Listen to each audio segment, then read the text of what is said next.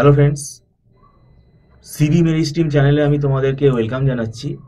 তোমরা যারা MAKAUT university থেকে বিসিএ পড়ছো, মানে আমি বলছি যারা 4 বছরের কোর্সে রয়েছে, এইবারে 4 ইয়ার্স ফরম্যাটে তোমাদের এবার সেকেন্ড সেমিস্টারের পড়া শুরু হয়ে যাবে।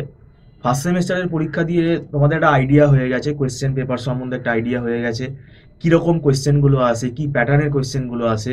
তো এটা কিন্তু আমি বলবো তোমাদের একটা আইডিয়া হয়ে গেছে, এবং সেই জন্য সেকেন্ড সেমটা কিন্তু খুব গুরুত্বপূর্ণ। সেকেন্ড সেমে তোমাদের মনে হচ্ছে দুটো সাবজেক্ট আছে, আমি কম্পালসারি সাবজেক্টের কথা বলছি। কম্পিউটার আর্কিটেকচার আছে, কম্পিউটার অর্গানাইজেশন আর্কিটেকচার, আর একটা আছে ওয়েব ডিজাইন। ওয়েব ডিজাইন কিন্তু আমাদের ইনস্টিটিউটে এটা আমরা একটা সাবজেক্ট ধরি না, এটা আমাদের দুটো সাবজেক্ট, অ্যাকচুয়ালি তিনটে সাবজেক্ট আছে ভেতরে, এইচটিএমএল আছে, সিএসএস আছে, জাভাস্ক্রিপ্ট আছে, কিন্তু আমরা এটাকে দুটো পেপারই মানে কনসিডার করি। তাহলে আমাদের এখানে তাহলে তোমার নাম্বার অফ পেপার হবে তিনটে, এবং আমাদের তিনটে পেপারের ফিস কিন্তু এটা প্যাকেজে আসবে। আর আমাদের এটা ফিসটা মান্থলি বেস সিস্টেমে হয়, মান্থলি স্টুডেন্টরা পে করে, এটা অ্যাডভান্স পেমেন্ট করে ক্লাসে জয়েন করে, এবং প্রত্যেক মাসে সেটা অ্যাডভান্সই পেমেন্ট করে, এবং এটা নট রিফান্ডেবল। আর এখানে আমরা পুরো স্ক্রিন শেয়ার করে পড়াই, যা যা স্ক্রিনে করাবো সেগুলো স্টুডেন্টরা সবই দেখতে পারবে। ওয়েব ডিজাইন সাবজেক্টটা আমি তোমাদেরকে বারবার এই কারণে অ্যালার্ট করছি, এটা আমি এর আগেও বলেছি, যারা ওই মনে করছো ও তো এইচটিএমএল সিএসএস কি আছে, ও তো কপি পেস্ট করে করা যায়, সেটা ঘরে করো, কিন্তু পরীক্ষার হলে খাতায় এই ওয়েব ডিজাইন খাতায় লিখে আসাটা কিন্তু সব থেকে একটা জটিল ব্যাপার। খাতায় লিখে আসার সময় এখানে কিন্তু অনেক আমাকে আঁকতে হবে, আঁকার ব্যাপার আছে। শুধু লিখে দিয়ে চলে এলাম কি, তাহলে কিন্তু নাম্বার উঠবে না। প্রত্যেকটা ফর্ম তোমাকে আঁকতে হবে, এঁকে কোথায় হাইপার লিঙ্ক দিচ্ছ সেখান থেকে নেক্সট কোন ফর্মটা লোড হবে, এগুলো সব এঁকে এঁকে বোঝাতে হবে। তো এখানে অনেক রকম স্ট্র্যাটেজি আছে, কোয়েশ্চেনটাকে মানে অ্যাটেন্ড করার অনেক রকম স্টাইল আছে, এগুলো শিখতে হবে। কেন ওয়েব ডিজাইন এইটা আমাদের থিওরি পেপার হিসেবে সেমেস্টারের পরীক্ষায় লিখে আসাটা খুব টাফ, এটা কিন্তু শিখতে হবে।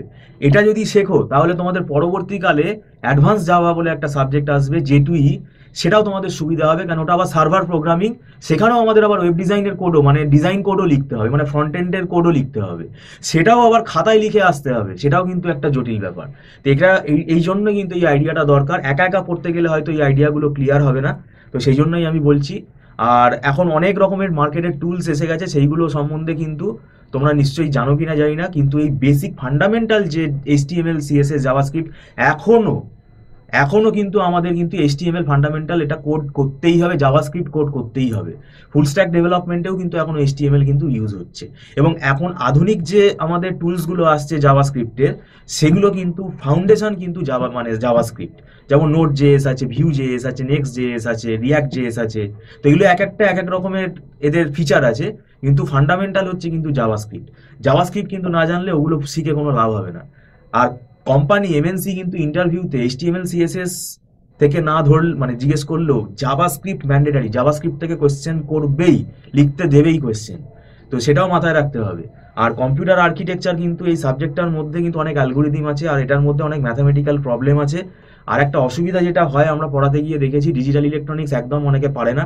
ডিজিটাল ইলেকট্রনিক্সের Boolean expression, Boolean algebra, circuit থিওরিগুলো কিচ্ছু জানে না, সেইগুলো কিন্তু আমাদেরকে নতুন করে আবার শেখাতে হয়।